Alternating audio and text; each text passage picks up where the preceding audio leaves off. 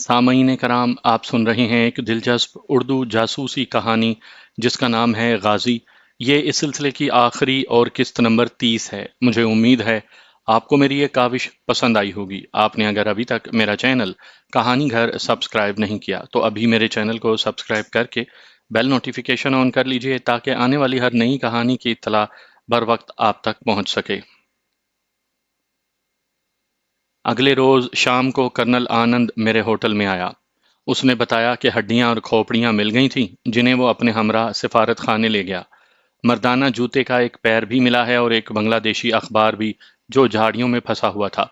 ہم نے ہڈیاں وغیرہ دہلی بھیج دی ہیں تاکہ دانتوں کے لیبارٹری ٹیسٹ سے ہم کچھ تو آگے بڑھ سکیں۔ کرنل آنند نے اس ملاقات میں مجھے کئی بار کہا کہ میں پاکستانی گروپ سے پتہ چلاؤں کہ یہ تینوں ان کی حراست میں تو نہیں۔ نامعلوم کرنل آنند کو ان کے زندہ ہونے کا اتنا یقین کیوں تھا؟ اس کی وجہ مجھے یہی محسوس ہوئی کہ وہ سوچتا ہوگا کہ ڈی ایم آئی کے اتنے تربیت یافتہ اور قابل فخر 3 جاسوس ایک ہی دن میں کیوں کر ہلاک ہو سکتے ہیں۔ وقتی طور پر تو کرنل آنند سے میرا پیچھا چھوٹ گیا۔ مجھ پر مرتکز اس کی سوچ کو میں نے کئی حصوں میں منتشر تو کر دیا تھا، لیکن یہ سب کچھ عارضی تھا اور بہت جلد اسے صحیح واقعے کا علم ہو جانا تھا، جس کے بعد وہ بھرپور تیاری کے ساتھ مجھ پر حملہ آور ہوتا اور اپنی ناکامی اور خجالت کا بدلہ لینے کی بھرپور کوشش کرتا۔ میں اگر اکیلا ہوتا تو صرف اپنے چینی دوستوں کے ساتھ اس کا مقابلہ کرنے کا سوچتا، لیکن مریم اور اس کے والدین کی وجہ سے میں نے اپنے مدافعتی حصار کو مضبوط کرنے کا فیصلہ کیا۔ اگلے روز میں نے ان کے کمروں کی بیرونی کھڑکیوں میں گرل اور مضبوط جالی لگوائی اور 8 سابق فوجی گورکھے بطور چوکی دار بھرتی کیے جو 2 گروپوں میں 12-12 گھنٹے کی ڈیوٹی دیتے۔ 2 گورکھے ہوٹل کے باہر ہمارے کمروں کی کھڑکیوں کے قریب کسی کو پھٹکنے نہ دیتے اور 2 ہمارے فلور پر کسی اجنبی کو ہمارے کمروں کے قریب جانے سے روکتے۔ ہوٹل انتظامیہ میرے ان انتظامات پر تھوڑا بہت احتجاج بھی کر چکی تھی، لیکن میں نے کچھ دلائل اور کچھ پیسے دے کر ان کا منہ بند کر دیا۔ مریم جب ریسٹورانٹ جاتی تو 2 چینی دوستوں کے علاوہ میں خود بھی اس کے ساتھ جاتا۔ میں نے اپنے ساتھ ایک کے بجائے 2 پسٹل بھرے ہوئے فالتو میگزین، گیس سلنڈر اور زہریلی سوئیوں کا ڈبہ رکھنا شروع کر دیا۔ ہم نے ہوٹل سے باہر جانا بھی بہت کم کر دیا تھا۔ ایک اور تبدیلی یہ کی کہ پاکستان جانے والے مہاجروں کو روانگی کے وقت ایئرپورٹ پر الوداع کہنے اور روپے دینے کے بجائے ان کی روانگی سے ایک روز پہلے شام کو اپنے ہوٹل میں بلوا کر ہی روپے دینے شروع کر دیے۔ وہ اس طرح کہ اگلے روز جانے والے سارے مہاجر بعد دوپہر ہوٹل کے لان میں اکٹھے ہو جاتے۔ محسن ان کے 1 وے پاسپورٹ اور جہاز کے ٹکٹ لے کر میرے کمرے میں آ جاتا۔ انہیں چیک کر کے میں روپیوں کے لفافے محسن کو دیتا جنہیں وہ مہاجروں میں بانٹ دیتا۔ میرا مقصد ذاتی تشہیر یا مہاجروں سے شکریہ کے الفاظ سننے کی خواہش تو تھی نہیں، میں تو صرف یہ چاہتا تھا کہ حقداروں کو ان کا حق مل جائے۔ ایک روز میں شیر پنجاب ہوٹل گیا۔ حالات کی سنگینی کے پیش نظر میرا وہاں جانا بہت کم ہو گیا تھا۔ ہرنام سنگھ نے میری اس بے مروتی کا جب بہت شکوہ کیا تو میں نے اسے بتایا کہ بھارتی سفارت خانہ میری جان لینے کے در پہ ہے۔ میں موت سے تو نہیں ڈرتا، لیکن حالات کچھ ایسا رخ اختیار کر چکے ہیں کہ مریم اور اس کے والدین کی حفاظت کے لیے میرا زندہ رہنا ضروری ہے۔ ہرنام سنگھ کچھ دیر سوچتا رہا، پھر بولا، بادشاہو، فکر کیوں کر دے ہو؟ میں 4 گورکھیاں نو جاننا، بڑے بہادر تے جان تے لی تے رکھ کے تہاڈی حفاظت کرنگے۔ میرے 2 بھترے ਉਹ ਵੀ ਅੱਜ ਕੱਲ ਇੱਥੇ ਹੀ ਆਏ ਹੋਏ ਨੇ, ਸਾਰਾ ਦਿਨ ਰੋਟੀਆਂ ਤੋੜਦੇ ਰਹਿੰਦੇ ਨੇ। ਇਹਨਾਂ ਜਿਹੀ ਕਿਰਪਾਨ ਤੇ ਬਰਛੀ ਸਾਡੇ ਪਿੰਡ ਵਿੱਚ ਕੋਈ ਨਹੀਂ ਚਲਾ ਸਕਦਾ। ਵਾਹਿਗੁਰੂ ਦੀ ਕਿਰਪਾ ਹੋਈ ਤੇ ਕੱਲ ਸਵੇਰ ਤੋਂ ਤੁਹਾਡੀ ਸੇਵਾ ਵਾਸਤੇ ਤੁਹਾਡੇ ਹੋਟਲ ਪਹੁੰਚ ਜਾਣਗੇ ਤੇ 12-12 घंटे ਦੀਆਂ ਤੁਹਾਡੇ ਨਾਲ सेवा ਕਰਨਗੇ۔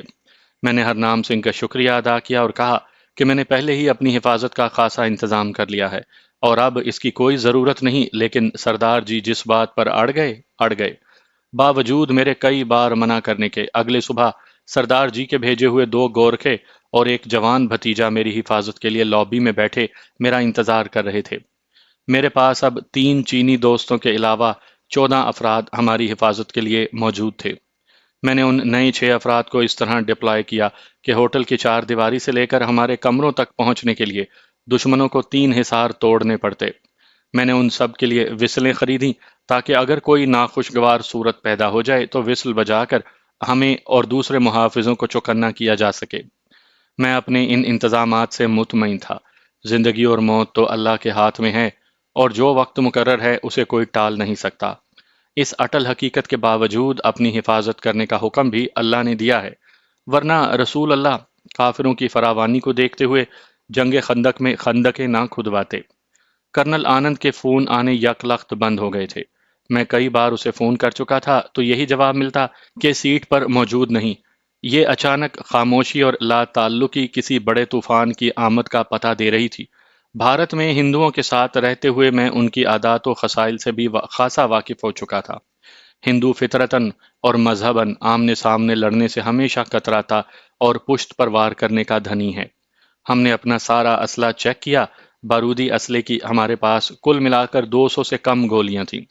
گیس سلنڈر اور زہریلی سوئیاں بھی 70-80 افراد کے لیے کافی تھیں، لیکن ان کا کارآمد استعمال صرف اس وقت ہو سکتا تھا جب دشمن صرف چند فٹ کے فاصلے پر ہو۔ رائل اسٹین گن یا بندوق ہمارے پاس ایک بھی نہیں تھی جس سے دشمن کو فاصلے پر روکا یا مارا جا سکے۔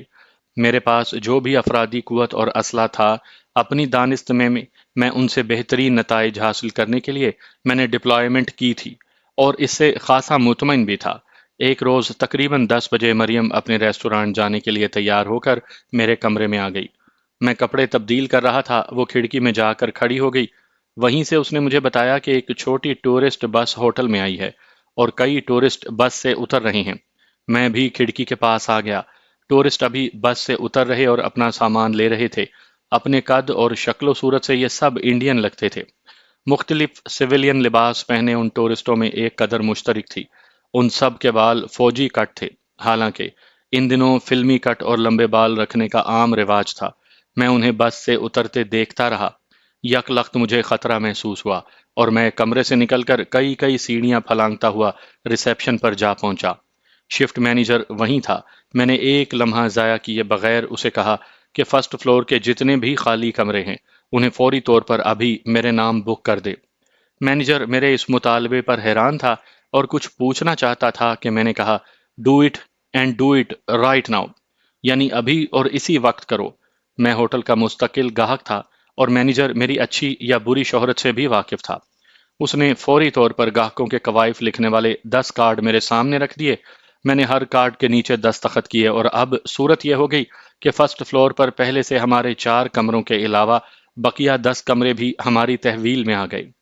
اس فلور پر صرف ایک کمرہ کسی یورپین نے لے رکھا تھا۔ میں نے مینیجر کو کہا کہ وہ جب کمرہ خالی ہو جائے تو اسے بھی میرے نام پر بک کر دینا۔ کارڈوں پر دستخط کر کے مینیجر کو میں 11ویں کمرے کے متعلق ہدایات دے ہی رہا تھا کہ سارے ٹورسٹ لابی میں آ گئے۔ ان کے لیڈر نے کمرے بک کرنا چاہے تو اسے بتایا گیا کہ صرف گراؤنڈ فلور پر کمرے مہیا ہیں۔ لیڈر نے ریسیپشن والوں سے جھگڑنا شروع کر دیا کہ ہم نے ٹیلکس بھیجی تھی اور یہ خصوصی ہدایت دی تھی کہ فرسٹ فلور پر کمرے بک کیے جائیں، تو پھر فرسٹ فلور کے کمرے دوسروں کو کیوں دیے گئے؟ مینیجر نے ٹیلکس نکالی اور لیڈر کو دکھا کر کہا کہ ٹیلکس کے مطابق آپ گزشتہ شام متوقع تھے۔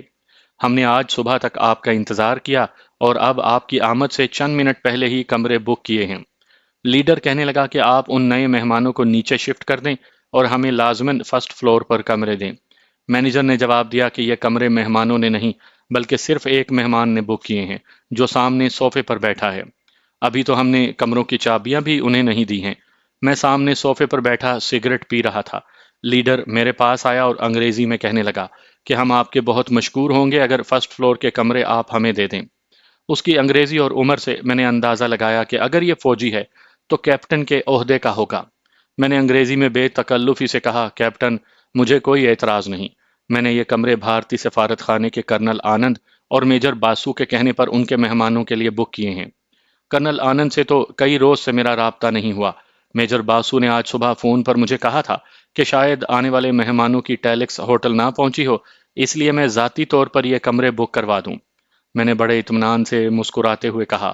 لیڈر نے کہا دراصل ہم کل شام ہی پہنچنے والے تھے لیکن ہماری بس کا ریڈیٹر خراب ہو گیا، اس لیے رات ہمیں راستے میں بسر کرنا پڑی اور اب یہاں پہنچے ہیں۔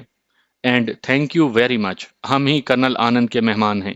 وہ ہمارے ساتھ ہی لکھنؤ کینٹ سے آئے ہیں اور انہیں سفارت خانے چھوڑ کر ہم سیدھے یہاں آئے ہیں۔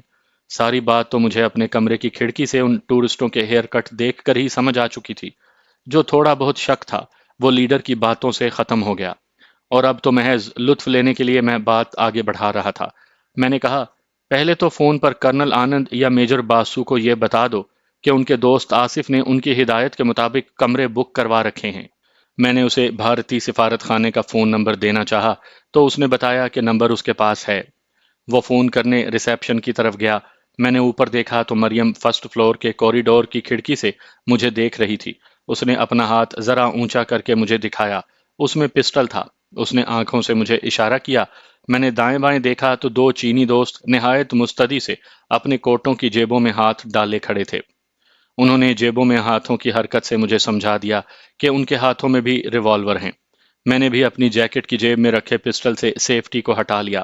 2-3 منٹ ٹیلی فون پر بات کرنے کے بعد لیڈر واپس مڑا تو میں نے اس سے پوچھا، کیا بات ہو گئی؟ کمرے تمہارے اور تمہارے دوستوں کے لیے تیار ہیں۔ وی ڈونٹ نیڈ، لیڈر نے یہ کہہ کر اپنے ساتھیوں کو واپس چلنے کا کہا۔ شرمندگی اور خفت اس کے چہرے سے صاف عیاں تھی، لیکن اس کی آنکھوں سے شعلے بھی نکل رہے تھے۔ جب وہ لابی سے نکلنے لگے تو میں نے اونچی آواز میں کہا، please pay my regards to Anand and Basu, یعنی آنند اور باسو کو میرا آداب کہنا۔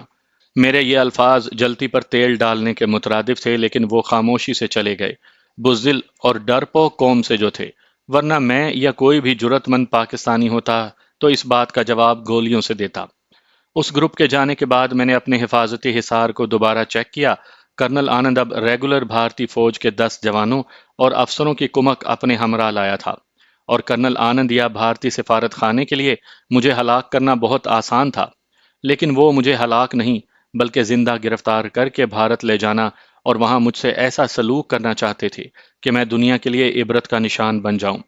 موت تو مصیبتوں سے چھٹکارا پانے کا نام ہے۔ مجھے سن 65 کی پاک بھارت جنگ کے دوران پاکستان کے 6th لانسرز یعنی چھٹے ٹینک اسکواڈن کے کرنل نذیر احمد سے بھارتیوں کا سلوک بار بار یاد آتا ہے۔ یہ ٹینک اسکواڈن اپنی انفینٹری سے کٹ کر کھیتوں کے بیچوں بیچ آگے بڑھتا رہا، اور جب سڑک پر پہنچا تو سنگے میل سے معلوم ہوا کہ امرتسر صرف 5 میل دور ہے۔ اس اسکواڈن کے پاس نہ تو فالتو پیٹرول تھا اور نہ ہی ان کا سپلائی لائن سے کوئی رابطہ ہو سکا۔ لامحالہ بھارتی فوج نے انہیں نرغے میں لے لیا۔ اسکواڈن کے بہت سے جوان تو کھیتوں میں چھپتے چھپاتے واپس بھاگے اور اپنی فوج سے جا ملے۔ کرنل نذیر کو کوئی ٹینکوں اور جوانوں کے ساتھ بھارتی فوج نے گرفتار کر لیا اور اسے دہلی لے جا کر اس کے ٹینک کے اوپر رسیوں سے باندھ کر ساری دہلی کی سڑکوں پر گھمایا گیا۔ بھارتیوں نے میرے ساتھ تو اس سے بھی کئی گنا بدتر سلوک کرنا تھا اور شہر شہر میری ذلت اور رسوائی کرنی تھی۔ اسی لیے کرنل آنند بھارتی سینا کے 10 آدمیوں کو انا پورنا ہوٹل میں ٹھہرانا چاہتا تھا کہ موقع ملتے ہی مجھے زندہ قابو کر کے بھارت پہنچایا جائے۔ اتفاقاً میں اس کی چال سمجھ گیا تھا اور اسی لیے میں نے آنے والے گروپ کے کیپٹن سے کہا تھا کہ ٹیلی فون پر کرنل آنند یا میجر باسو کو میرے متعلق بتا دے۔ اب ان کا ہوٹل میں رہنا بے سود تھا، لہٰذا وہ یقیناً بھارتی سفارت خانے چلے گئے تھے۔ مریم بھی اس صورتحال سے بخوبی واقف تھی۔ ہم نے فیصلہ کیا کہ کچھ عرصے کے لیے باہر نکلنا بالکل بند کیا جائے اور ہوٹل میں ہی قلعہ بند ہو کر رہا جائے۔ جب یہ فیصلہ ہو گیا تو ہم چینی دوستوں کے ساتھ ریسٹورانٹ گئے۔ مریم نے کھانا پکانے کے کچھ برتن، مسالے اور کھانے کی کچھ اشیاء سے بھرا ہوا ڈیپ فریزر چینی دوستوں سے اٹھوا کر گاڑی کی چھت پر رکھوایا اور انا پورنا ہوٹل لے آئے۔ ہوٹل انتظامیہ نے ہمارے ساتھ بڑا تعاون کیا اور ڈیپ فریزر اسٹور میں رکھوا کر اپنے وسیع کچن کے 2 چولہے ہمیں دے دیے، اور مریم کی والدہ نے اپنے ریسٹورانٹ کے 2 خانساموں کی مدد سے چائنیز کھانے تیار کرنا شروع کر دیے۔ دن یوں ہی گزرتے جا رہے تھے۔ اس دوران مجھے مریم کے ساتھ زیادہ وقت گزارنے کا موقع ملا اور اس کی مجھ سے اب تک چھپی ہوئی خوبیاں بھی ظاہر ہو گئی تھیں۔ وہ وعدے کی ازحد پابند، کسی حال میں بھی جھوٹ نہ بولنے والے انتہائی وفاشار اور اپنے مرد کو خود پر فوقیت دینے والی نڈر اور جرت مند عورت تھی۔ قربانی اور خدمت کا جذبہ اس میں کوٹ کوٹ کر بھرا ہوا تھا۔ مدھم آواز میں گفتگو کر کے وہ اپنی نسوانیت کا اظہار کرتی۔ میری کسی بات پر بھی وہ صرف مشورہ دیتی اور اپنی بات منوانے کے لیے بحث یا ضد نہ کرتی۔ اتنے قلیل وقت میں ہی وہ میری زبان سے ہی نہیں بلکہ میری آنکھوں اور چہرے کے اتار چڑھاؤ سے میرے دل کا حال سمجھنے لگی تھی۔ آئندہ ہم زندگی کے پروگرام بناتے رہتے، لیکن تقدیر ہمارے مستقبل کے سہانے خوابوں اور تدبیروں پر خنداں تھی، اور آخرکار 18 مئی کا وہ منحوس دن آ ہی گیا۔ صبح ہی ریسٹورانٹ کے چوکیدار نے آ کر بتایا کہ وہ ٹرک جس میں ریسٹورانٹ کے لیے تازہ جھینگوں کا کنٹینر لدا ہوا تھا کھٹمنڈو سے 70-80 کلومیٹر کے فاصلے پر ایکسل ٹوٹ جانے کی وجہ سے روکا ہوا ہے اور جھینگوں کو تازہ رکھنے کے لیے برف پانی بن کر کنٹینر سے بہہ رہی ہے۔ مریم نے کہا کہ اگر ساری برف پگھل گئی تو جھینگے خراب ہو جائیں گے۔ اس نے مجھ سے خراب ٹرک تک جانے اور کنٹینر لانے کی اجازت مانگی۔ میں نے کوئی حرج نہ سمجھتے ہوئے اسے اجازت دے دی اور اس کی حفاظت کے لیے 2 چینی دوست اور 4 گورکھے اپنی وین میں ہمراہ بھیج دیے۔ جھینگوں کے کنٹینر کے لیے میں نے ہوٹل کی پک اپ بھی کرائے پر لے لی۔ مریم کے ساتھ اس کی والدہ بھی اس کی گاڑی میں بیٹھ گئی تھیں۔ یہ تینوں گاڑیاں تقریباً 10 بجے روانہ ہوئیں اور میرے اندازے کے مطابق انہیں سپہر 3 بجے تک واپس آ جانا چاہیے تھا۔ اس روز صبح ہی سے میرا دل بلا وجہ بے چین تھا۔ دل پر انجان سا بوجھ تھا۔ 3 بجے تک جب گاڑیاں واپس نہ آئیں تو میری بے چینی اور بڑھ گئی۔ میں بار بار کمرے کی کھڑکی میں سے باہر جھانکتا اور مایوس پلٹ آتا۔ یوں ہی 4 بج گئے۔ مجھ میں اب انتظار کی مزید تاب نہیں تھی۔ میں نے رکشہ لیا اور شیر پنجاب ریسٹورانٹ جا کر ہرنام سنگھ سے اس کی گاڑی لی اور اس سڑک پر تیزی سے چل دیا جدھر مریم گئی تھی۔ کھٹمنڈو چونکہ اونچے پہاڑوں میں گھری وادی میں واقع ہے، اس لیے سورج 10 بجے دکھائی دیتا اور 4:30 بجے تک نظروں سے اوجھل ہو جاتا ہے۔ جلد ہی سڑک وادی سے نکل کر پہاڑی سلسلے تک پہنچی اور چڑھائی شروع ہو گئی۔ جگہ جگہ تنگ اور خطرناک موڑ تھے۔ میں پورا ایکسیلیٹر دبائے اندھا دھند گاڑی چلائے جا رہا تھا۔ ایک موڑ کے بعد مجھے اگلے موڑ کے قریب اپنی وین اور پک اپ کھڑی نظر آئی، لیکن مریم کی گاڑی وہاں نہیں تھی۔ خدشات نے یکدم سر ابھارا۔ میں ان گاڑیوں تک پہنچا۔ چند لوگ سڑک کے کنارے کھڑے ایک گہری کھائی میں جھانک رہے تھے۔ میں نے دیکھا تو مریم کی گاڑی سینکڑوں فٹ گہرائی میں الٹی پڑی تھی۔ مجھے کسی سے کچھ پوچھنے کی ضرورت محسوس نہ ہوئی۔ سب سمجھ میں آ چکا تھا۔ میں کھائی میں اترا اور دوڑتا پھلانگتا گرتا پڑتا گاڑی تک پہنچا۔ چینی دوست اور چاروں گورکھے گاڑی کو سیدھا کرنے کی کوشش میں تھے۔ چینیوں نے مجھے دیکھا تو سر جھکا لیے۔ گاڑی کے اندر مریم اور اس کی والدہ کے بے جان جسم پڑے تھے۔ گاڑی کا سٹیئرنگ مریم کے سینے میں دھنسنے سے اس کا خون بہہ کر اس کے لباس سے ہوتا ہوا اس کے چہرے پر پھیل چکا تھا۔ یہی حالت اس کی والدہ کی تھی۔ میرا دماغ بالکل معطل ہو چکا تھا۔ نہ تو میرے منہ سے کوئی لفظ نکلتا تھا اور نہ ہی آنکھوں سے آنسو۔ بس ایک ہی دھن تھی کہ مریم کو اس موت کے پنجرے سے باہر نکال لوں۔ میں نے جیب سے نوٹوں کی گڈی نکالی۔ مجھے یہ بھی پتہ نہیں تھا کہ یہ 10 کے نوٹ تھے یا 100 کے۔ میں نے ایک گورکھے چوکی دار کو گڈی دی اور اسے اشارے سے کہا کہ اوپر سڑک پر کھڑے لوگوں کو بلاؤ۔ گورکھے نے بلند آواز سے اوپر والوں کو پکارا اور گڈی دکھائی۔ اوپر کھڑے 5-6 آدمی بھاگتے ہوئے نیچے آئے اور سب نے مل کر گاڑی کو سیدھا کیا۔ گاڑی کے دروازے، چھت اور آگے پیچھے کی باڈی پچک گئی تھی۔ سڑک سے یہاں تک پہنچتے ہوئے گاڑی نامعلوم کتنی بار الٹی اور سیدھی ہوئی ہوگی۔ بڑی مشکل سے ان لوگوں نے دروازہ کھولا۔ میں نے بڑی آہستگی سے مریم کے بے جان جسم کو باہر نکالا۔ اس کا جسم میرے ہاتھوں پر تھا اور سارے چہرے پر خون جمع ہوا تھا۔ اسی طرح ہاتھوں میں اسے اٹھائے میں آہستہ آہستہ چڑھائی چڑھتا گیا۔ سڑک پر آ کر میں نے مریم کو گاڑی کی پچھلی سیٹ پر لٹا دیا۔ میرے دونوں ہاتھ، چہرہ اور لباس مریم کے خون سے سرخ ہو رہے تھے۔ مجھے اس وقت کسی اور کا خیال تھا نہ پرواہ۔ میں نے گاڑی سٹارٹ کی اور اسی تیزی سے چلاتا کشمیری مسجد کے سامنے فصیح کے گھر کے کمپاؤنڈ میں آ گیا۔ کمپاؤنڈ میں بچے کھیل رہے تھے۔ میں گاڑی سے اترا۔ خون سے لتھڑے میرے چہرے اور ہاتھوں کو دیکھ کر بچے خون خون چیختے ہوئے گھر کی طرف بھاگے۔ گورکھا چوکی دار بھی بچوں کی چیخیں سن کر میری طرف آیا، لیکن میرا حلیہ دیکھ کر دور ہی رک گیا اور اپنی کھکھڑی نکال لی۔ میری کیفیت ایسی تھی کہ کھکھڑی تو رہی ایک طرف، دنیا کا مہلک ترین ہتھیار بھی اب مجھے میرے ارادے سے نہیں روک سکتا تھا۔ میں نے برآمدے میں لگی کال بیل مسلسل بجانی شروع کی اور بٹن سے ہاتھ اس وقت تک نہ ہٹایا جب تک فصیح باہر نہیں آ گیا۔ میرا حلیہ دیکھ کر وہ چونک اٹھا۔ وہ سمجھا کہ میں زخمی ہوں۔ کہنے لگا کہ تمہیں ڈاکٹر کے پاس لے چلتا ہوں۔ یہ کہہ کر وہ پلٹا تو میں نے اس کے بازو کو زور سے پکڑا اور کہا، فصیح صاحب، مجھے ڈاکٹر کی ضرورت نہیں۔ میری حقیقت اور اصلیت کو آپ یقیناً جانتے ہیں۔ بڑی سے بڑی مصیبت اور تکلیف کو میں نے ہنستے ہوئے اور ہمت سے جھیلا ہے۔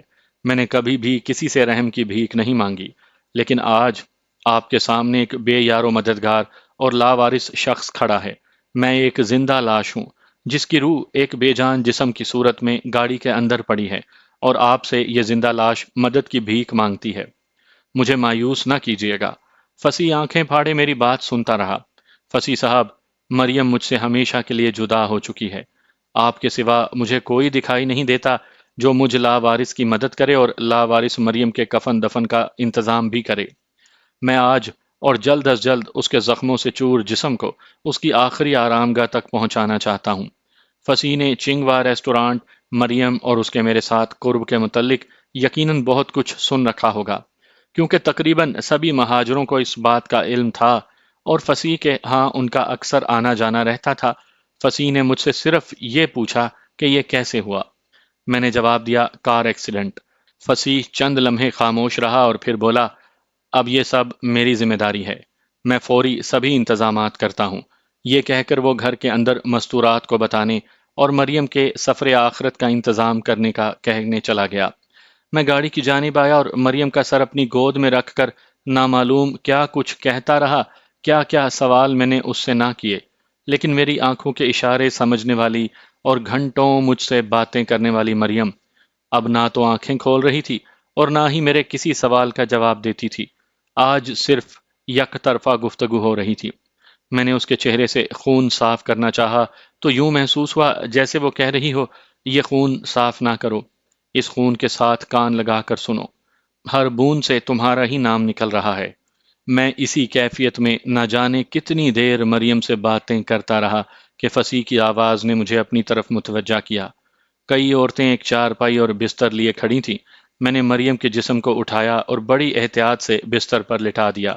اس کے زخم ابھی تازہ تھے اور ذرا سی بے احتیاطی سے ان میں درد اٹھ سکتا تھا۔ میں نے اس کے ماتھے پر آخری بوسہ دیا۔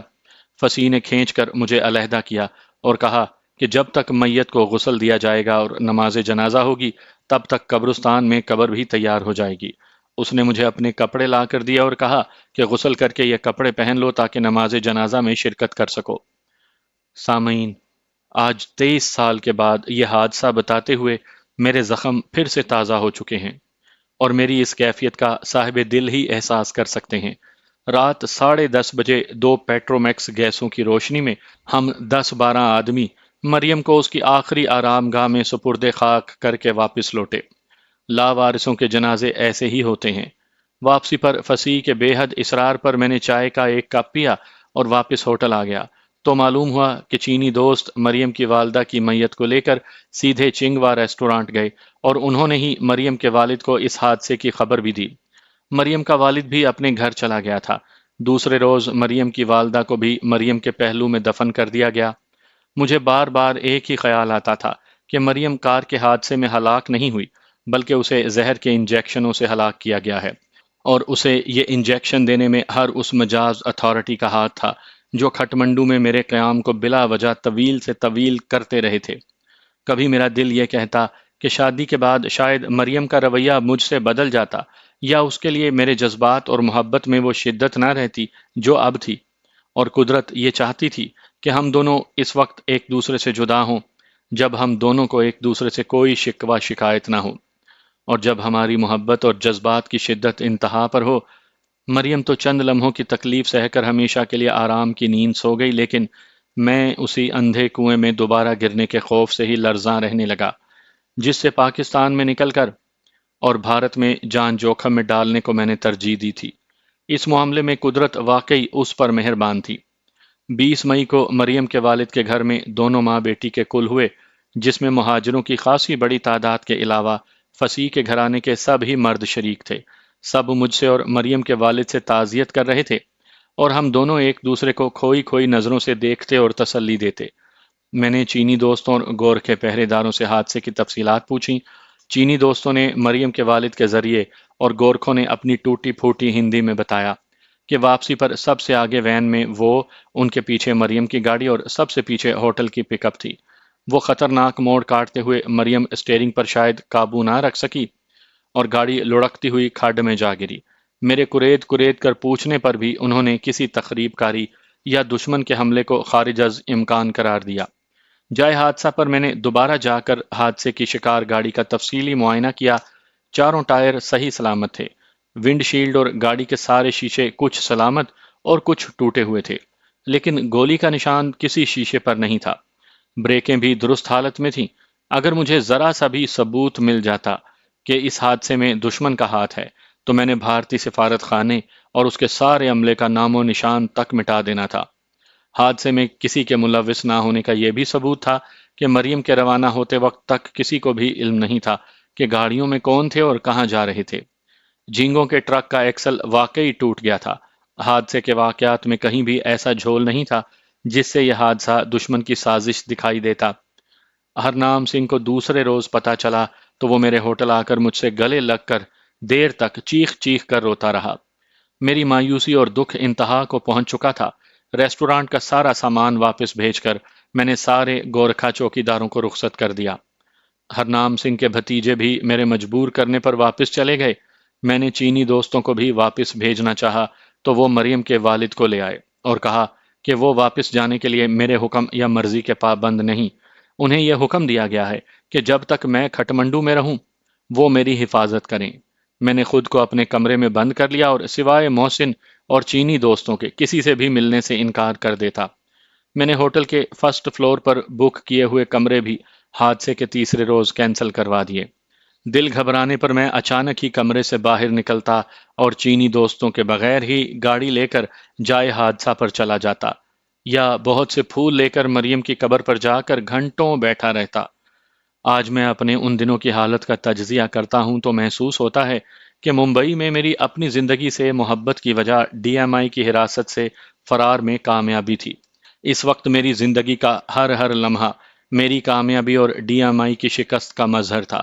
کھٹمنڈو میں میری زندہ رہنے کی خواہش کو مریم نے کئی گنا بڑھا دیا تھا، اور اس کے انتقال نے میری اس خواہش کو یوں ختم کر دیا جیسے ایئر پاکٹ میں آ کر جہاز یکدم ہزاروں فٹ نیچے چلا جاتا اور بعض اوقات گرتے ہوئے پتھر کی طرح زمین سے ٹکرا جاتا ہے۔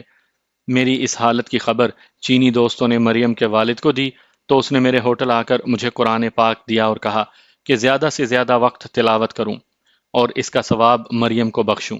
میں نے تلاوت شروع کر دی اور میرے دل کا بوجھ کم ہونے لگا۔ مجھے سکون ملتا گیا اور تلاوت کا وقت بڑھتا گیا۔ یہ سچا کلام واقعی ہر دکھ اور مصیبت کو دور کرنے کی پوری قدرت رکھتا ہے۔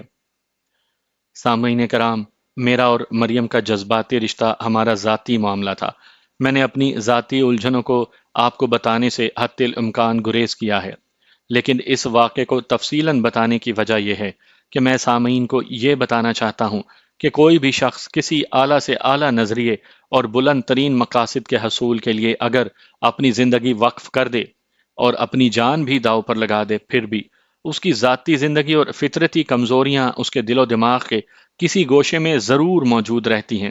اعلیٰ نظریے اور بلند مقاصد کے حصول کی خواہش ان فطرتی کمزوریوں کو وقتی طور پر تو دبا دیتی ہے، لیکن فنا نہیں کر سکتی۔ میری آپ بیتی پر ایک ہی نظر ڈالیں۔ میں نے اپنے وطن کی خاطر اور سن 71 کی جنگ میں ہزیمت کا بدلہ لینے کی خواہش میں دہلی، گورکھپور، ممبئی اور کھٹمنڈو میں خون کی ہولی کھیلی اور دشمن کو اتنا جانی اور مالی نقصان پہنچایا جس کی تلافی وہ مدتوں تک نہ کر سکا۔ میرے پیش نظر صرف پاکستان کا دشمن بھارت اور ازلی مکار اور چالاک بھارتی ہندو تھا، جس نے ہمارے نازک وقت میں اچھے ہمسائے کی طرح ہماری مدد کرنے کے بجائے موقع غنیمت جانتے ہوئے ہم پر کاری وار کیا تھا۔ لیکن جب مجھے ذاتی صدمہ سہنا پڑا تو دکھ اور درد کی شدت کا اندازہ ہوا۔ اپنے وطن کے دشمنوں کے لیے دہشت اور موت بننے والے شخص کا دل کانچ سے بھی زیادہ نازک تھا، جو ٹھوکر لگنے سے ٹوٹ کر ہزاروں ذروں میں بکھر گیا۔ لیکن آج پاکستان میں کیا ہو رہا ہے؟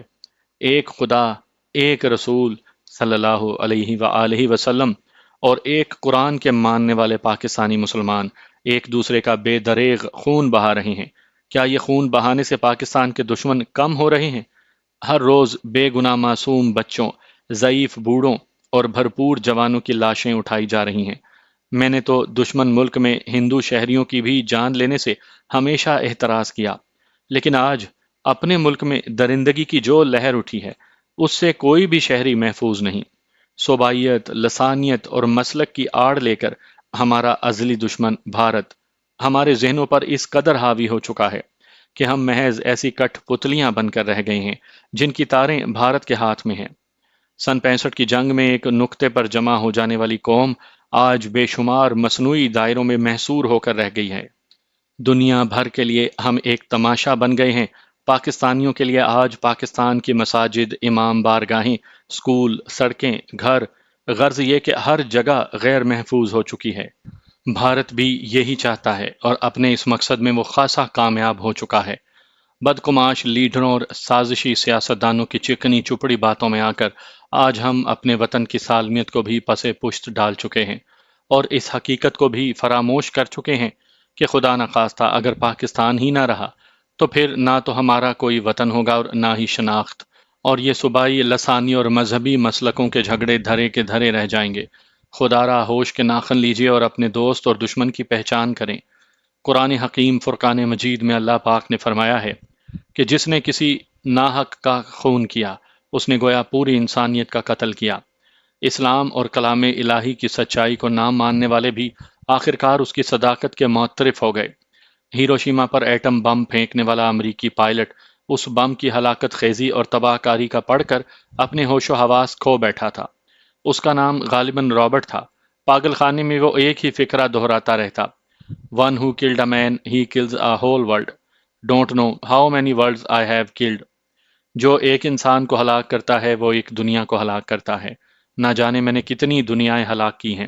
اور رابرٹ کا یہ کہنا بالکل درست ہے، ہلاک تو ایک شخص ہوتا ہے لیکن اس کے بچے یتیم ہو جاتے ہیں، ضعیف ماں باپ بے سہارا رہ جاتے ہیں، بیوی بیوہ ہو جاتی ہے اور بہنوں کا سہارا چھن جاتا ہے۔ ہلاک تو ایک انسان ہوتا ہے لیکن ایک دنیا ختم ہو جاتی ہے۔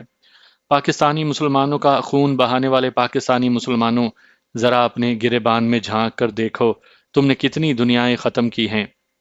دن یوں ہی گزرتے جا رہے تھے۔ بیشتر وقت میں اپنے کمرے میں ہی رہتا اور دوسرے تیسرے دن مریم کے والد کے پاس جاتا اور اسے دلاسا دیتا، لیکن بے سود۔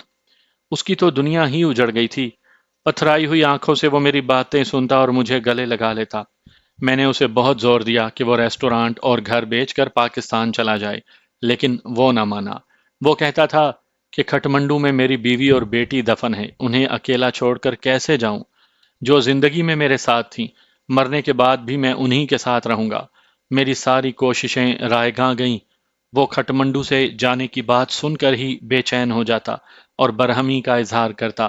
یہ سب دلوں کے معاملے تھے جنہیں دماغ سمجھ نہیں سکتا۔ میں نے بھی اسے مزید تنگ کرنا مناسب نہ سمجھا اور اس بارے میں پھر کبھی بات نہ کی۔ جون کی 16 تاریخ صبح ہی مجھے پاکستانی ملٹری اٹیچی کا فون آیا کہ آج مجھے پاکستان کے لیے روانہ ہونا ہے، اس لیے اپنی تیاری کر لوں اور کسی کو بھی میری روانگی کا علم نہیں ہونا چاہیے۔ میں حیران تھا کہ نہ تو میرے محکمے نے مجھے اس بارے میں کوئی اطلاع دی تھی اور نہ ہی سفیر صاحب نے کوئی اشارہ۔ پھر میری روانگی کو پوشیدہ کیوں رکھا جا رہا تھا؟ تھوڑی دیر کے بعد ہی پاکستانی سفارت خانے کا ایک رکن ہوٹل آیا اور مجھے سفیر صاحب کا خط دیا۔ خط میں میری 2 پاسپورٹ سائز فوٹو فوری طلب کی گئی تھیں اور مجھے 3 بجے پاکستان روانگی کے لیے سفارت خانے میں پہنچنے اور اپنی روانگی کو راز میں رکھنے کی دوبارہ پرزور تلقین کی گئی۔ میں نے جلدی جلدی اپنا سامان سمیٹ کر دونوں سوٹ کیسوں میں پیک کیا، ہوٹل کے لاکر سے تمام رقم نکالی۔ ہوٹل والوں کے پاس ابھی میرا 2000 سے زیادہ ایڈوانس جمع تھا، اسے ویسے ہی چھوڑا اور انتظامیہ کو چند روز کے لیے کھٹمنڈو سے باہر جانے کا کہہ کر اور تینوں چینی ساتھیوں کو لے کر ہوٹل سے رخصت ہوا۔ سب سے پہلے میں مریم کی قبر پر گیا۔ مجھ پر اتنا بڑا سانحہ گزر گیا تھا لیکن میری آنکھوں سے اب تک ایک آنسو بھی نہ نکلا تھا۔ ضبط کی کچھ ایسی عادت پڑ چکی تھی کہ اندر ہی اندر دم پخت ہوتا رہتا تھا، لیکن مریم سے ودا ہوتے وقت ضبط کے سارے بندھن ٹوٹ گئے۔ آنسوؤں کی ایسی جھڑی لگی کہ تھمتے نہ تھمتی تھی۔ اپنے ساتھ میں اتنے پھول لایا تھا کہ مریم کی ساری قبر ان میں ڈھکی گئی۔ آخری فاتحہ کا ثواب پیش کر کے میں وہاں سے سیدھا شیر پنجاب ہوٹل گیا اور ہرنام سنگھ سے گلے ملتے ہوئے اسے کان میں بتایا کہ آج یہاں سے جا رہا ہوں اور میری روانگی کو وہ راز میں ہی رکھے۔ محسن بھی وہیں بیٹھا ہوا تھا، اسے ساتھ لیا اور چنگوا ریسٹورانٹ گیا۔ میں نے مہاجروں کے لیے روپیوں کے بقیہ لفافے مریم کے والد کو دیے کہ جانے والے مہاجروں میں تقسیم کر دے۔ محسن اور بزرگ شاعر کے لیے رکھے ہوئے 20,000 روپے لے کر محسن کے حوالے کیے اور $15,000 اور تمام بقیہ بھارتی کرنسی مریم کے والد کو دے دی اور اپنی وین بھی بطور تحفہ اسے دینے کی تحریر لکھ دی۔ یہ روپیہ اور وین مریم کا نعم البدل تو نہیں تھا، لیکن بڑھاپے میں اس کے کچھ کام ضرور آ سکتا تھا۔ وہیں پر میں نے تینوں لفافوں میں $5,000 رکھے۔ میرے پاس اب صرف $100 رہ گئے تھے۔ وہاں سے رخصت ہو کر ہم سفارت خانے پہنچے۔ میں نے وین باہر کھڑی کی اور اپنے 2 سوٹ کیس اور ایک ایئر بیگ جس میں اسلحہ، زہریلی سوئیوں والے ڈبے اور کیمرے وغیرہ رکھے تھے لے کر سفیر صاحب کے پاس چلا گیا۔ وہ میرے منتظر تھے۔ انہوں نے بتایا کہ کل شام انہیں نیپالی وزارت خارجہ میں بلایا گیا تھا، جہاں نیپال کے وزیر خارجہ نے انہیں بھارتی وزارت خارجہ اور بھارتی سفارت خانے کے 2 خط دکھائے، جن میں یہ تحریر تھا کہ آصف علی نام سے کھٹمنڈو میں رہنے والا سویلین اور مہاجر نہیں بلکہ پاکستان کا جاسوس ہے، جو بھارت میں فوجی تنصیبات کو تباہ کرنے اور کئی فوجیوں اور شہریوں کے قتل کا ذمہ دار ہے۔ اسے فوری طور پر بھارت کے حوالے کیا جائے۔ دھمکی آمیز لہجے میں ایسا نہ کرنے سے نیپال کو تعلقات کی خرابی اور برے نتائج بھگتنے کا مژدہ بھی سنایا گیا تھا۔ نیپال اپنی جغرافیائی پوزیشن کی وجہ سے ہر بات میں بھارت کا محتاج ہے۔ اس بارے میں نیپالی وزارت خارجہ کا خط بھی سفیر نے مجھے دکھایا۔ بقول اس کے، نیپالی وزارت خارجہ کو اس نے بھارت کے مجھ پر لگائے ہوئے تمام الزامات کی تردید کی اور کہا کہ آصف علی ایک پرامن شہری ہے۔ دونوں ممالک کے خوشگوار تعلقات کی وجہ سے ہمارے سفیر نے مجھے 2 روز کے اندر نیپالی وزارت خارجہ کے حوالے کرنے کا وعدہ کیا تاکہ وہ خود میرے متعلق چھان بین کر سکے۔ واپسی پر ہمارے سفیر نے ایک بڑے اور پاکستان کے ہمدرد ملک کے سفیر سے رابطہ کیا اور آج مجھے بحفاظت کھٹمنڈو سے نکالنے کے انتظامات کیے۔ میرا 1 وے پاسپورٹ اور رائل نیپال ایئر لائنز کا ٹکٹ جو سفیر کی ٹیبل پر پڑے تھے انہیں میرے حوالے کیا۔ پاسپورٹ پر میرا نام ریاست علی لکھا ہوا تھا۔ ملٹری اٹیچی بھی اس دوران وہاں آ گئے۔ ٹھیک 3 بجے دوست ملک کی سیاہ شیشوں والی سفارتی گاڑی ہمارے سفارت خانے میں آ گئی۔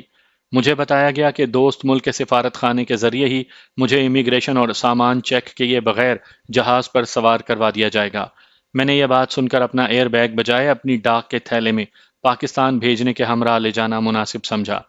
سفیر صاحب، ملٹری اٹیچی اور ٹرانسمیٹر آپریٹر سے گلے مل کر میں سفارت خانے سے باہر گیا۔ محسن اور تینوں چینی دوستوں سے گلے ملا اور چینی دوستوں کو $5,000 کے لفافے زبردستی دے کر سیاہ شیشوں والی گاڑی میں بیٹھ گیا۔ گاڑی میں ڈرائیور کے ساتھ اسی سفارت خانے کا اور میرے ساتھ ہمارے سفارت خانے کا ایک ایک کارکن بیٹھا تھا۔ سفارت خانے کی گاڑی جوں ہی باہر نکلی، بھارتی سفارت خانے کی ایک گاڑی ذرا فاصلے پر کھڑی دکھائی دی اور اس گاڑی میں بیٹھے میجر باسو کو میں نے فوراً پہچان لیا۔ میجر باسو کی گاڑی نے کچھ دیر ہمارا تعاقب کیا اور جب ہم ایئرپورٹ کی سڑک پر پہنچے تو وہ تیزی سے مڑ کر واپس غائب ہو گئی۔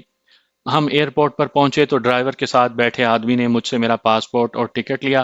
انہی کی ایک گاڑی وہاں پہلے سے موجود تھی۔ اس میں بیٹھے 2 آدمیوں نے میرے دونوں سوٹ کیس اٹھائے۔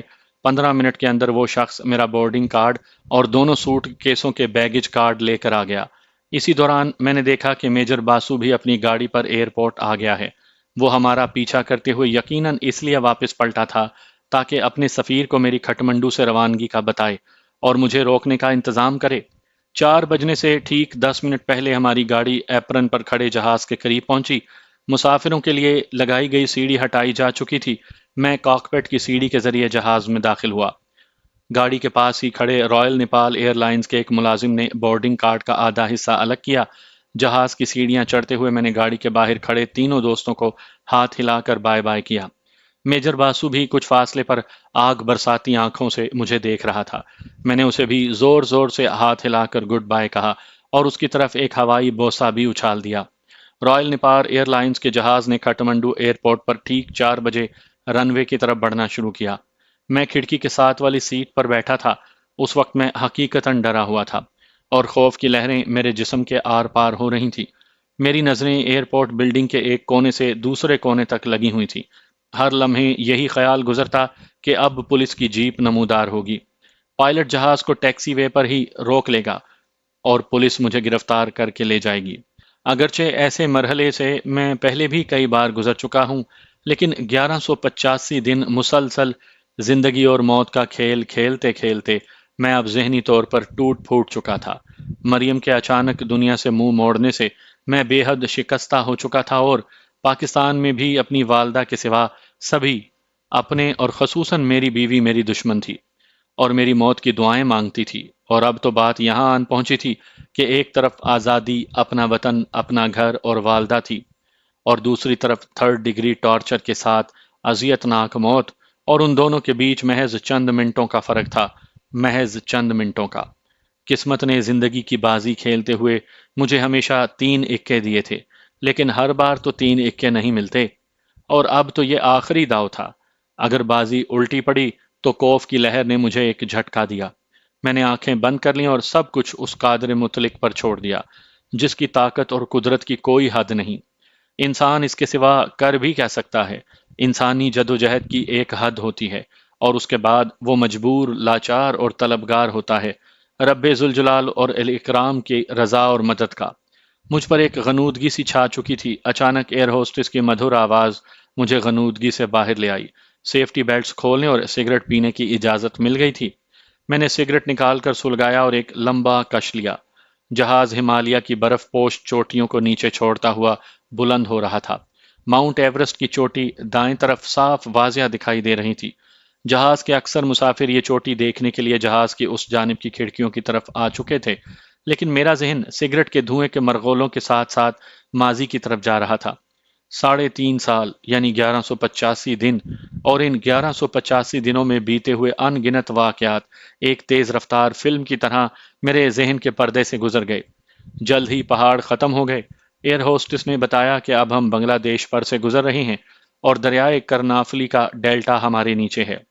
ڈیلٹا درجنوں پارٹوں میں تقسیم میلوں تک پھیلا ہوا تھا، اور شام کے ڈھلتے ہوئے سورج کی ترچھی شعاؤں نے دریائے کانافلی کی درجنوں شاخوں میں ایک آگ سی لگا رکھی تھی۔ شاید ایسے ہی کسی منظر کے فریب نظر کے باعث شیخ مجیب الرحمان نے مشرقی پاکستان کو بنگلہ دیش بنانے کے لیے ہمارا دیش تمہارا دیش سنار دیش کہا تھا، لیکن یہ تو محض عکس تھا، فریب نظر تھا، جسے سچ سمجھ کر دنیا کی سب سے بڑی اسلامی مملکت کو دو لخت کر دیا گیا۔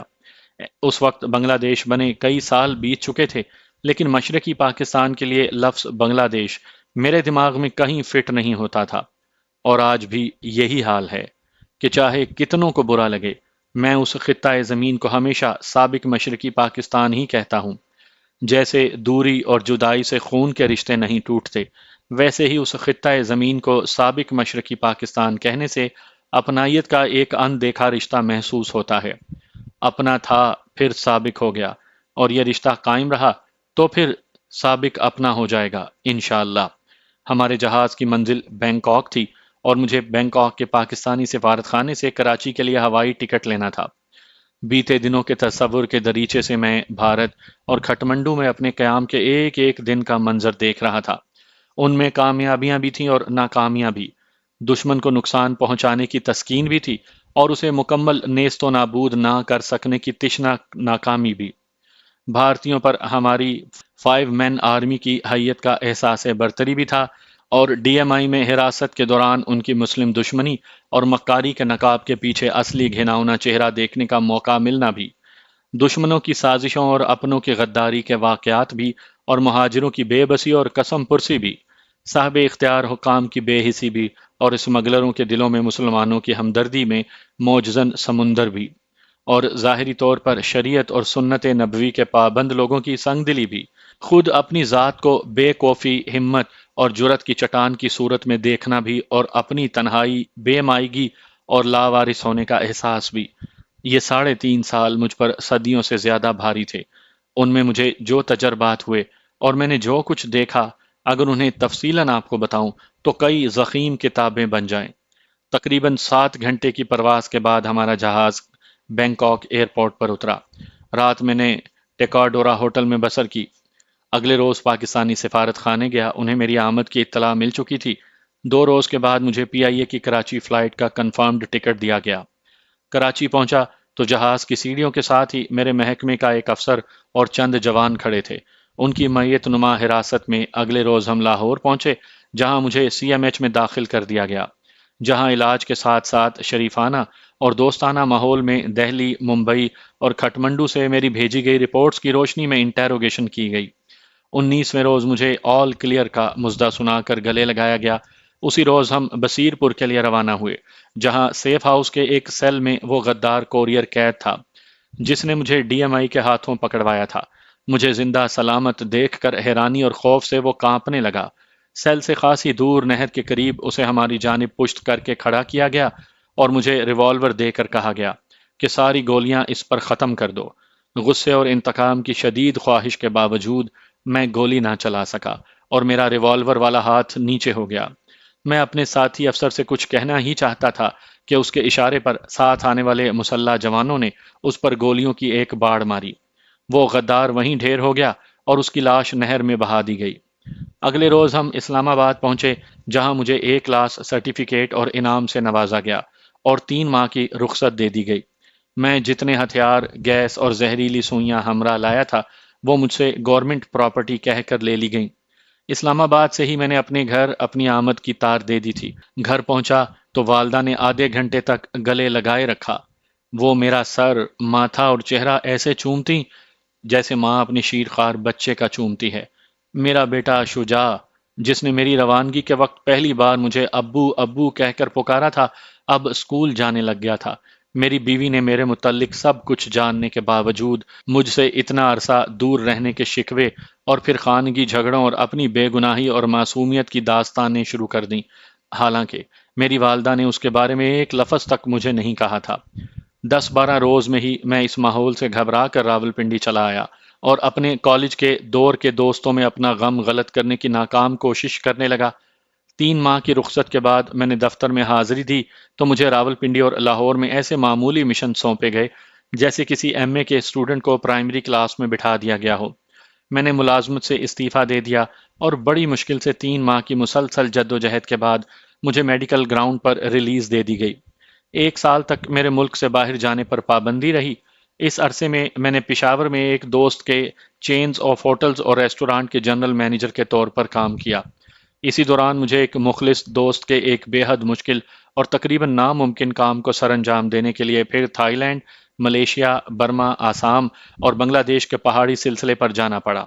یہ انتہائی پرکٹھن اور دلچسپ داستان دوستی کے عنوان سے عنقریب سامعین کی نظر ہوگی۔ باہر جانے پر پابندی ختم ہوئی تو میں نے پاسپورٹ بنوایا اور بزنس ویزا پر سعودی عرب چلا گیا، جہاں 7 سال سے زیادہ دلا افوکا کمپنی میں بطور ایئرپورٹ ایڈمنسٹریٹر میں نے مختلف ہوائی اڈوں مثلاً قصمیم، ینبا، الہوج اور خمیس مشیط پر ملازمت کی۔ وہاں سے جی اکتایا تو سنگاپور چلا گیا، جہاں تقریباً 8 برس ایک ملٹی نیشنل کمپنی میں بطور اوورسیز سیلز ڈائریکٹر کام کیا، اور اس دوران مجھے آسٹریلیا سے لے کر آدھا یورپ، جنوب مشرقی ایشیا اور مڈل ایسٹ کے سارے ممالک جانے کا موقع ملا۔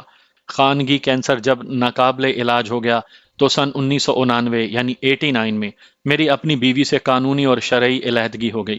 بھارت سے واپسی کے بعد میرا دوسرا بیٹا وقار بھی پیدا ہو گیا۔ سن 1994 میں میری والدہ کا انتقال ہو گیا۔ بیٹوں کی ذمہ داری چونکہ مجھ پر تھی، لہٰذا میں سنگاپور سے بار بار پاکستان آنے لگ گیا اور پھر ایسی لمبی چھٹی لی کہ آج تک واپس نہیں گیا۔ کالج کے 4 سالوں کے سوائے ابتدا سے 1988 کے آغاز تک میری زندگی پر ایک مستقل خزاں چھائی رہی۔ اس دوران خوشبو کے چند جھونکے بھی آئے لیکن گلستان کہیں دکھائی نہ دیا اور میں سوکھے پتے کی طرح ہر سو بھٹکتا رہا۔ قدرت کو بالآخر میری حالت پر رحم آ گیا اور 25 مارچ سن 1998 کو تسنیم میری زندگی میں ایسی خوشیاں اور بہاریں لے کر داخل ہوئی کہ میں اپنے ماضی کی ساری تلخیاں، محرومیاں اور وحشتیں اس کی بے لوث محبت کی چھاؤں میں آ کر بھول گیا۔ مجھے ذہنی ہم آہنگی اور دلی آسودگی دینے کے علاوہ اسے ایک بڑے کٹھن مرحلے سے بھی گزرنا پڑا۔ میرے ماضی کے حالات کی سنگینی نے مجھے ایک انتہائی درست، سخت مزاج اور ایک دم بھڑک اٹھنے والا شخص بنا دیا تھا۔ تسنیم نے، جو ایک لیڈی سرجن ہے، میری سرجری کرنے کے بجائے اپنی محبت کے ٹرینکولائزر دے دے کر مجھے ایک نارمل انسان بنا دیا۔ لیکن اس سارے وقت میں اسے جن دشوار گزار لمحات سے گزرنا پڑا وہ اسی کا عزم اور محبت ہے کہ ہزاروں ٹکڑوں میں بکھرے ہوئے ایک مایوس اور بیزار انسان کو دوبارہ زندگی کی خوشیوں سے ہمکنار کر دیا۔ کراچی میں اپنے قیام کے دوران مجھے ہر طبقے کے ہزاروں لوگ ملے، ان میں ہر عمر کے مرد، خواتین اور خصوصاً نوجوان نسل کے بھٹکے ہوئے منتشر خیالات کے ایسے افراد بھی تھے جن کے ناپختہ ذہنوں میں یہ ڈال دیا گیا تھا کہ پاکستان میں ان کا کوئی مستقبل نہیں اور خدا نخواستہ پاکستان بھی قائم نہیں رہے گا۔ مجھے یقین ہے کہ میری آپ بیتی سامعین کو وہ اصلی چہرہ دکھا دے گی جو پاکستان میں صوبائیت، لسانیت اور مسلکی نفرتوں کے اس طوفان کا ماخذ ہے۔ خود غرض سیاست دانوں نے جن ہاتھوں سے قلم چھین کر اسلحہ تھما دیا تھا، میری آپ بیتی سن کر ان کے دل و دماغ سے نا امیدی اور دہشت کے بادل چھٹنے لگے۔ وہ مجھ سے مستقبل کی گائیڈ لائن لینے آتے تھے اور آ رہے ہیں۔ ان کے خیالات اور ذہنوں میں تبدیلی دیکھ کر مجھے اپنی محنت اور کوشش کا بھرپور اور توقع سے بہت زیادہ صلہ ملا۔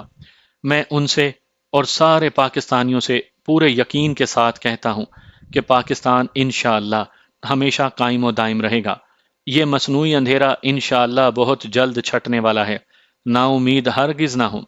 آپ پاکستان سے اور پاکستان کا مستقبل آپ سے وابستہ ہے۔ پاکستان آپ کا گھر ہے، آپ کی شناخت ہے۔ بے حد و حساب قدرتی وسائل سے مالا مال آپ کے اس گھر پر دشمن نظریں جمائے بیٹھا ہے، اور دشمن کے ایجنٹ آپ کی طاقت کو آپ ہی کے خلاف استعمال کرنے کی کوشش میں ہیں۔ خدا را ان کی باتوں میں نہ آئیں اور اپنے گھر کو خود برباد نہ کریں۔ اپنی تمام سوچوں کا مرکز پاکستان کو رکھیں اور اس کی حفاظت کریں۔ میں آپ کو یقین دلاتا ہوں کہ اللہ کے نام اور لاکھوں جانوں کا نذرانہ دے کر حاصل کیا ہوا یہ ملک آپ کی توقعات سے بھی بڑھ کر آپ کو خوشیاں، مسرت اور مستحکم زندگی گزارنے کے مواقع دے گا۔ یاد رکھیے کہ اگر پاکستان اور اس کے وسائل اتنے ہی غیر اہم ہیں تو غیر ملکی کمپنیاں پاکستان میں دھڑا دھڑ اپنا سرمایہ کیوں لگا رہی ہیں؟ 50 سال پہلے لگایا گیا یہ پودا اب ایک تناور درخت بن چکا ہے، اور جب پھل دینے کا وقت آیا ہے تو غداروں نے اس درخت کو ہی کاٹنے کی ٹھان لی ہے۔ دنیا بھر کی تاریخ اٹھا کر دیکھ لیجئے، ہمیشہ غداروں نے ہی اپنے وطن کو نقصان پہنچایا ہے۔ کسی وطن نے کبھی اپنے باسیوں کو نقصان نہیں دیا۔ میں زندگی میں کبھی نا امید نہیں ہوا اور نہ ہی آپ سے نا امید ہوں۔ آپ پاکستان کا مستقبل ہیں۔ اس کی طرف میلی آنکھوں سے دیکھنے والوں کی آنکھیں نکال دیں اور اس کی حفاظت کریں۔ دشمنوں کی ازحد کوششوں کے باوجود وطن سے محبت کی چنگاری اب بھی آپ کے دلوں میں روشن ہے، اور اسے شعلہ بننے میں ہرگز دیر نہیں لگے گی۔ نام نہاد سیاسی لیڈران تو اپنی اپنی بولیاں بول کر ختم ہو جائیں گے، لیکن آپ کا وطن، آپ کا پاکستان آپ کے زور بازو سے ہی سلامت رہے گا انشاءاللہ۔ اب آپ سے ظہیر کاشمیری کے اس شعر کے ساتھ رخصت چاہوں گا۔ ہمیں یہ علم ہے کہ ہم ہیں چراغ آخر شب، ہمارے بعد اجالا ہے اندھیرا نہیں۔